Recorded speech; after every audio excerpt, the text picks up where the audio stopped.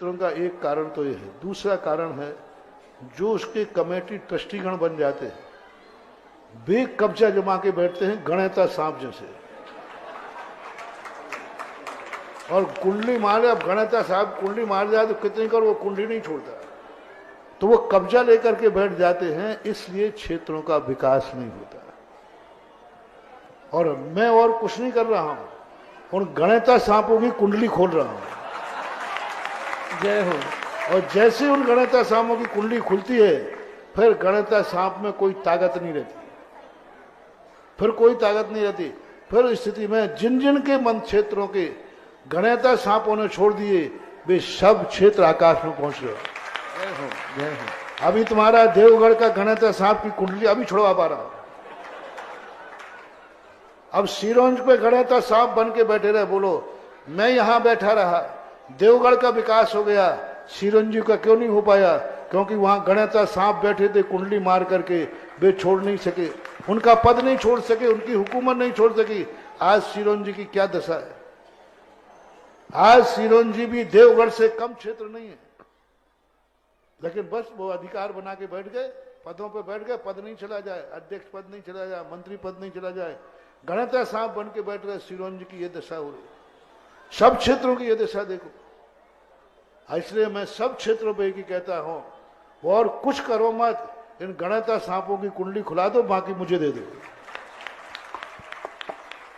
और जो क्षेत्र अंतरराष्ट्रीय बन गए वो नियम से उन क्षेत्रों पर सारी समाज मिलकर कुछ ना कुछ करती है और कर रही है।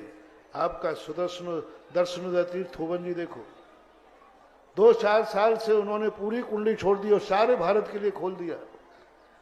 राजस्थान के जितने क्षेत्र विकसित हुए हैं हम उसी क्षेत्र पर आशीर्वाद देते हैं जिस क्षेत्र पर कोई गणेता सांप ना हो, क्योंकि मैं सारे सांपों पर कंट्रोल कर लेता हूं। क्या बात है? अरे सांगानेर की गुफा का सांप ने भी मुझे कंट्रोल कर दिया, सारे सांपों ने बुलाया। लेकिन गणेता सांप से इससे डर लगता है कि गणेता सांप काटे तो उसका मेहर नहीं फूटता, या तो वो काटते ही नहीं। तो आप इन गणेता सांपों से मुक्त कीजिए क्षेत्रों को और फिर क्षेत्रों का विकास देखिए। अभी देवगढ़ का विकास होने वाला है, उन्होंने अंतरराष्ट्रीय खोल दिया, बहुत सदस्य बन गए, 200 से ऊपर पहुंच गए, 200 से अधिक। सिरोंजी क्षेत्र ने अब समर्पित किया है।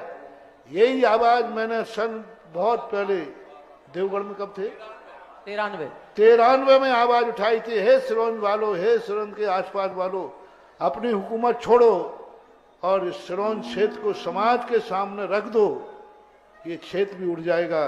लेकिन गणेता सांपों ने नहीं माना। अब जैसे तैसे, अब वो गणेता सांप ने छोड़ा नहीं है, अब बेचारे